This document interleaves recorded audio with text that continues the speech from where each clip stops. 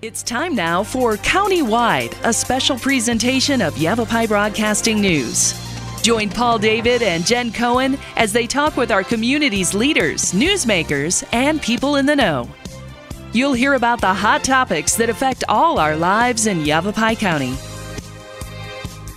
And now, here's today's Countywide. Hello and welcome to Countywide. I'm your host, Jenn Cohen. Thank you so much for joining us today. Today we are talking about the Verde Valley Sanctuary. Check out verdevalleysanctuary.org. We are talking with Elizabeth Fulbright and Jenny Underwood. They are the community outreach liaisons for the Verde Valley Sanctuary. This is Domestic Abuse Awareness Month. October is Domestic Abuse Awareness Month. Perfect timing, ladies. Thank you so much for being on the show today. Thank you. Thank you for having us. And it's great that we have a whole month to bring up awareness. However, it should be a daily event, increasing awareness about domestic violence and domestic abuse. Yes. You know, that should happen all the time. Is there a difference just in verbiage, domestic abuse versus domestic violence? What do you think? I don't really think so. I think people may not understand domestic violence or even domestic abuse. So we do refer to it sometimes as family violence because it kind of encompasses what that means within the family unit or relationship within relationships. That definitely makes more sense to say family violence because yes, it is in the partnership of you know, a spouse or other partner or domestic partner, whatever you want to call them. Yeah, they refer to it also as intimate partner. Intimate partner. Sure, I've been seeing that a lot lately. I've been seeing a lot more different ways to describe it in order to increase the awareness of what it actually is. Who wants to give us the definition of what family violence is? Jenny? Elizabeth? Go ahead. Actually, it's a pattern of coercive behavior, and it's used with threats, intimidation, for the purpose of trying to control the other person by lots of different ways. It could be physical, it could be verbal, emotional, financial, sexual. There really is a lot of different ways that it takes its form. Right. It's interesting to think about that financial. You know, the withholding of money can be abuse. Right. You know, and psychological, I think, is a really big part of it that most people don't see is the psychological abuse that goes along with it, and the damage that does to people. Now, how about some statistics? Who's up on their statistics? Jenny, what are we looking at these days? Like for this past number of years, how are we increasing in our cases of family violence? I'm not sure about the increasing necessarily. It's pretty much trying to think because I did try to brush up on my statistics, and when I'm talking in classrooms, I kind of tend to know. But I would, we say, I want to say it was 5. 1 in 4. 1 in 4. Okay, I was going to say 5, but yeah, 1 in 4, and that 85% are women. That's correct. And 15% being men, but we also believe that not all of it's reported, and then we also believe that that 85% to 15% is because women may be more in fear for their physical, well-being as opposed to, maybe a man, they tend to be bigger and stronger. Not always, but they might, be more. And perhaps maybe less inclined to report it. Right. Being the machismo factor there. But to see that, yes, it's a larger percentage of women, but men are also victims of family violence. Absolutely. And, so it's not just a female issue. Right. Yeah. That's 1 in 4 women experience it in their lifetime. Absolutely. That's nearly 60% of all women that you sit in a room. 60% of them have experienced some sort of family violence. It's crazy when you really get into the deep statistics. Every 20 minutes, someone is a victim of abuse. Yes. That's wow. I mean, by the time we're done with this show, 1.3 women will have been abused. Yes. And I think it's also important to remember that a lot of people, if you ask them, are you affected by domestic violence or family violence? And they think, no, within the community, no, that doesn't affect me, or I don't know anyone. But it's really when you start digging in a little bit deeper how we're all really affected by it in the workplace, in the schools, the money that is missed or used because of it. It really is a community issue, which is why we're trying to bring awareness to it and in our hopes to end violence. Yes, absolutely. Now, because it is Domestic Abuse Awareness Month, the Verde Valley Sanctuary, what are you guys doing this month to increase the public's awareness? Last year, we purchased these purple magnets. Purple is the national color for domestic violence awareness. And so last year we had purple ribbons that we handed out. Jenny and I actually went to the police departments within our Verde Valley. They were very willing to take them and put them on their cars. Some of them sent us pictures we posted on our Facebook page. So that was one way that we thought we could raise awareness, is just, you know, having the police officers also show their support in the community and the awareness. We also have some events that we're partaking in tonight. Well, it's National Night Out, so that's not necessarily what the awareness is about. However, we will be there and we will be shedding some light on some of those issues. Tomorrow is Take Back the Night event in Prescott, and it's a candlelight vigil. And we will be marching down some of the streets. It's done in an area where we can kind of walk down the main street with holding signs, and we'll be holding candles, and the signs will be talking about ending domestic violence and some statistics and things of that sort. Yeah, the statistics are horrifying. They're really horrifying. 3 women every day are murdered by a partner or a former partner. And that's just the ones that we know about. Exactly. Just the ones that we put together. So as frightening as the statistics are, they're still not quite right, because it doesn't get reported, or maybe it gets turned into something else, or such and such. But the Verde Valley Sanctuary is here for the women of the Verde Valley and doing an amazing job. You guys have so much going on. Jenny, can you start us off a little bit about the programs before we take a break? About any specifically? Let's talk about the shelter, since we're already in the domestic violence. The shelter is a 28-bed facility, so we can house up to 28 people at a time, and that's including children. It is community living, so you know, if you come in with, say, a mother or a father with, you know, 2 or 3 children, then they will end up sharing a room to themselves. There's 3 to 4 beds in each room. If you come in as a single person, a single woman, you might end up sharing a room with 2 or 3 other women. There's, you know, it's a home, so we try to keep it, you know, there's living rooms, a kitchen, they just remodeled the kitchen and dining room area. Nice. So it's really nice, and it's a lot bigger than it was. There's a couple of living rooms. One's geared more for adults and one's geared more to children. Oh, nice.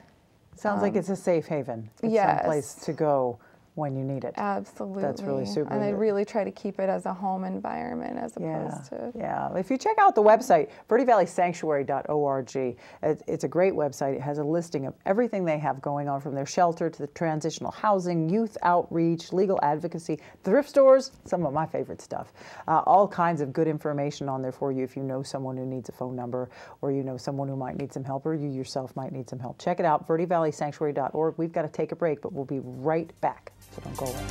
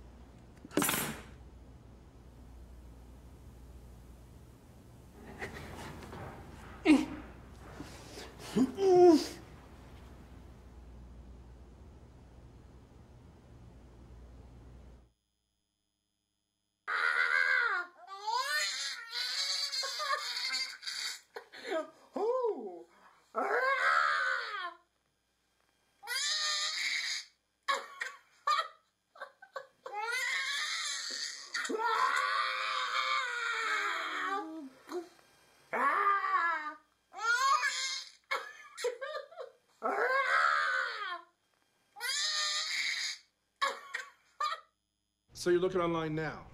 Yeah, great condition. I hate to see her go, but I really just need the cash. Well, the price is still just $1,000, but you have to send the money now, right now. Well, that's why the price is so low. Like I said, I need cash fast. I can't wait on a check or money order. You have to send cash now. The moment they ask for immediate cash is the moment you know something's wrong. Think before you send money. Learn more at scamawareness.org. Orkin has pest control down to a science. When your business chooses Orkin's Precision Protection Program, you get a tailored pest control program for your specific industry and environment. Your business can benefit from over a century of experience, training, and scientific knowledge that define the Orkin man. Maximum protection, minimum exposure, backed by one of the industry's most comprehensive guarantees. Choose your locally owned and operated Northern Arizona Orkin and get more than an exterminator. Get an expert.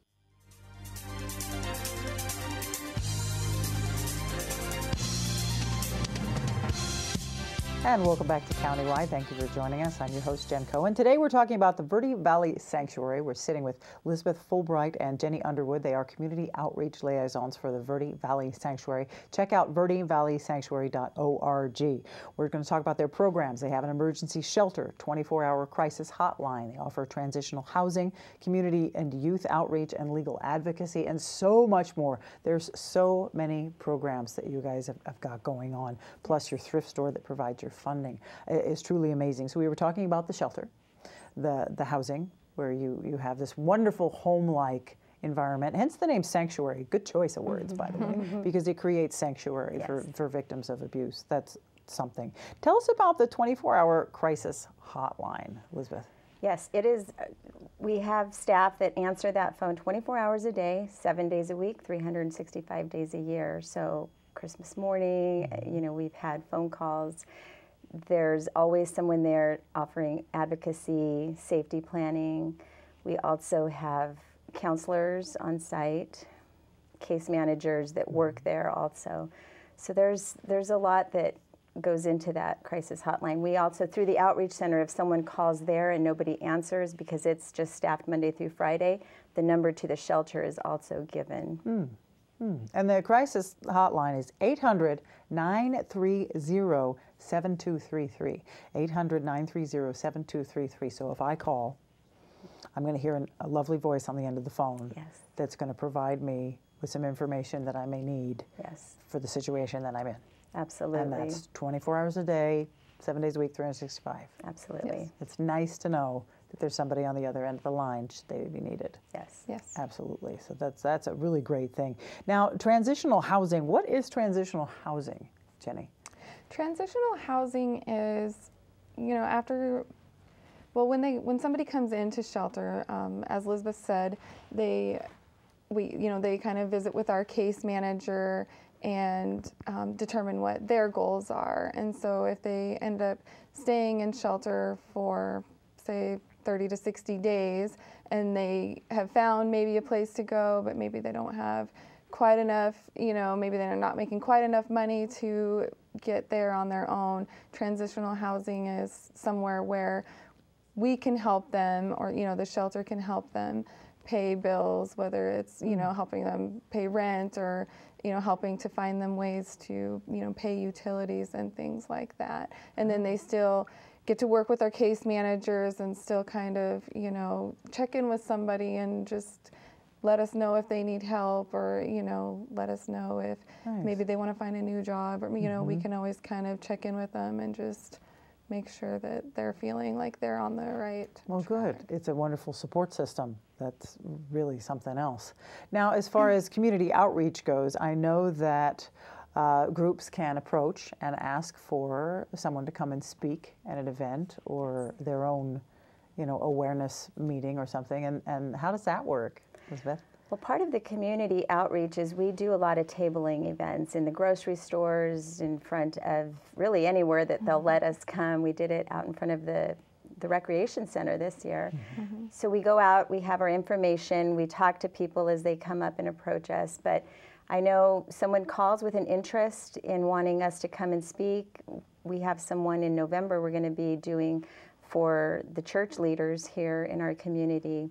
He's a pastor of one church. He's going to gather many different leaders in one place. He said there might be 25 to 30, and we're going to go and we're going to just speak about domestic violence and the resources in our community, because he said he's actually had some incidents where he's had members in his congregation and not really knowing what to do or where to send them, and so he really wants to have that information available. That's a great question. What do you do? Say I watch my neighbor, go through stuff, and I say, wow, what can I do to help? I mean, you kind of feel like, ooh, I should stay out of it. It's none of my business, or, I don't want to make anybody upset. But really, if I witness abuse of that sort, what do I do?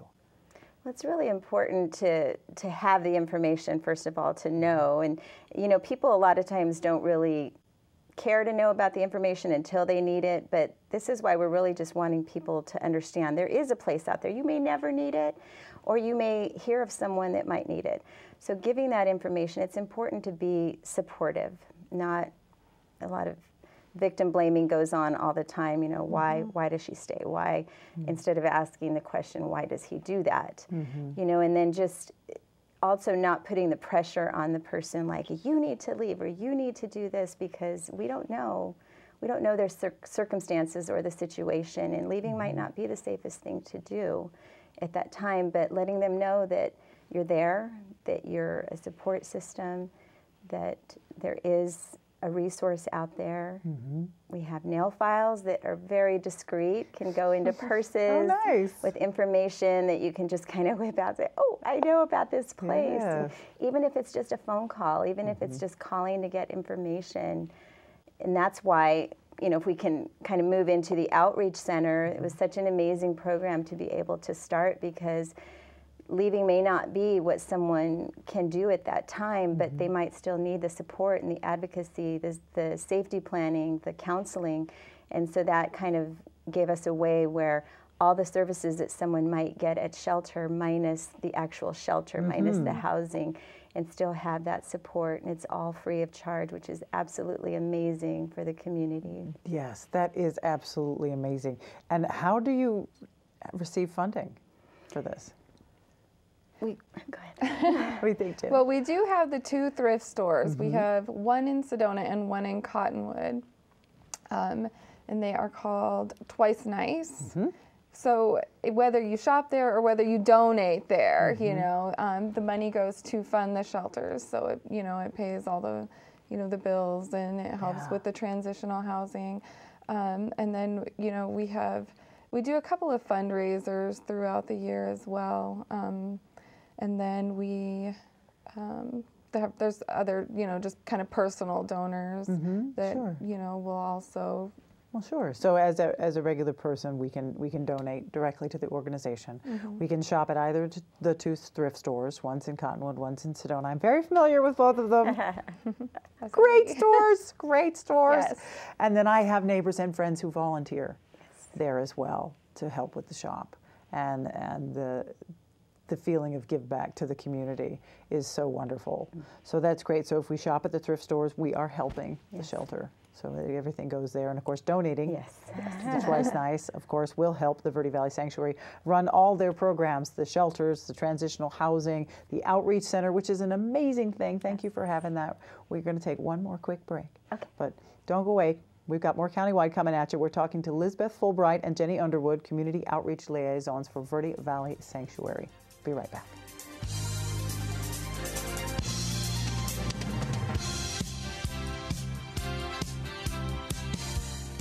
This is Bruce Morrow, Transportation Manager for Cottonwood Area Transit. Remember, we cover the entire Verde Valley and Sedona. Cottonwood Area Transit has you covered wherever you want to ride in the Verde Valley, all day, every day. Take Cottonwood Area Transit through Clarkdale, Verde Village, and from 26 locations in Cottonwood. With Verde Links, it's a quick and easy trip to Sedona every day. Don't forget our connectors to Camp Verde. Visit cottonwoodaz.gov for Cottonwood Area Transit and take a seat. Let's go ride. The Q102.9 plays all the hits. Yo, what's going on? This is Drizzy Drake. Ariana Grande. Maroon 5. This is Rihanna. I'm Shawn Mendes. Hey, it's Bruno Mars. Ed Sheeran. What's up, guys? It's Justin Bieber. You're listening to The Weeknd. Start your day with Brian James in the morning. You'll get at least 10 songs in a row during your ride home with Julie Page. Zach Sang Show. Catch the Zach Sang Show weeknights 7 to midnight. And Kelly Fox weekends on your home for hit music. The Q102.9 and 104.9 in Prescott and Cottonwood. Hello, Mr. Hopkins. This is Sue from Disaster Relief. We're calling neighbors statewide to get help for storm victims. Children, lost parents, homes. You can. Oh, thank you. But could you send the money now? The need is urgent. We so appreciate you. It means so much, but it has to be now. It has to be cash. No credit cards, checks, just cash. The moment they ask for immediate cash is the moment you know something's wrong. Think before you send money. Learn more at scamawareness.org. Schools have a big problem. Every year, millions of kids come to class with nothing. So teachers end up spending thousands of dollars of their own money just to make sure kids have what they need to learn.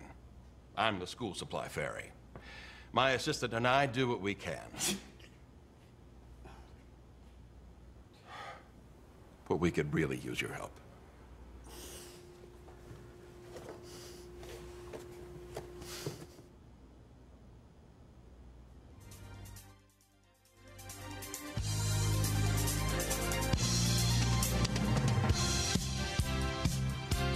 And welcome back to Countywide. We've been talking about the Verde Valley Sanctuary. Check out verdevalleysanctuary.org. We've been talking to Elizabeth Fulbright and Jenny Underwood, who are community outreach liaisons for the Verde Valley Sanctuary. They provide emergency shelter, transitional housing, legal advocacy, community outreach. There's the 24-hour crisis hotline, a great number to have in case you, someone you know, someone who knows someone you know might need it. Definitely something to have on hand. The Outreach Center, we've touched briefly on that. A wonderful newest addition. Probably It's been open now for over a year. Since January. Since January. January 9th. Which is amazing. Like you say, the Outreach Center is for victims who perhaps aren't ready to move out, so to speak, but they still might need some services. They can get what they need without having to disrupt the family unit as much. And if I can just add, it actually is open to victims of crime. So we got a grant from the Department of Public Safety. It's a VOCA grant, Victims of Crime Act. And so what that means is that we're not limited to only serving victims of domestic violence or family violence, but just victims of crime. And the list is broad. And so, for example, credit card theft, that's one thing on there. And that's something even I myself have been a victim to. So really, if anyone needs that support or that counseling or safety planning or case management, give them a call because they can certainly help. Wow, well that's an amazing thing. And the Outreach Center is located at 601 West Mingus Ave in Cottonwood. They're open Monday through Friday. Check them out. Of course, you can go to verdevalleysanctuary.org. There's lots of information there about the Outreach Center. Something interesting that you're doing now, because you've got your shelter and your emergency shelter, your transitional housing going, but you're trying to raise money for a pet-friendly shelter now. Yes. Which is great, because everybody has pets, and then what do you do? Yes, absolutely. And they're part of the family. So when someone calls us and they have pets, and that's the barrier to them leaving an unsafe situation because they don't want to leave their pets, what do you do? And as of now, what we've been doing is trying to manage by contacting people that might foster pets. There again, people don't want to leave their pets, even if it's just them being fostered. So we are trying to raise money to be able to open a shelter that would be able to invite pets as well with Take all the families. Everyone needs to be safe. Yes. When you're in an abusive relationship, that it doesn't just stop with you. It goes across the board. Every family member gets affected by it. They say children who are exposed to family violence have 100 times more possibility of being in it or creating it themselves. So it needs to stop somewhere. Which is why our youth empowerment program is very important to being able to have that education and prevention aspect of it, going into the schools as early as kindergarten, first grade, and really talking about healthy friendships and building self-esteem and cultivating compassion and all those important topics. You guys are doing so much good for the community at the Verde Valley Sanctuary. Thank you for everything that you're doing. It's truly amazing. Check out verdevalleysanctuary.org. wonderful list of everything they've got going on, all the contact numbers that you need, information that you might need, information for you to share. Spread the awareness. It's Domestic Abuse Awareness Month. It's Family Violence Abuse Awareness. Let's stop it. It stops here. Yes. Right, ladies? Yes. Thank you so much for being here. We've been speaking with Elizabeth Fulbright and Jenny Underwood, Community Outreach Liaisons for the Verde Valley Sanctuary. That's all the time we have for Countywide. Thank you, and we'll see you next time.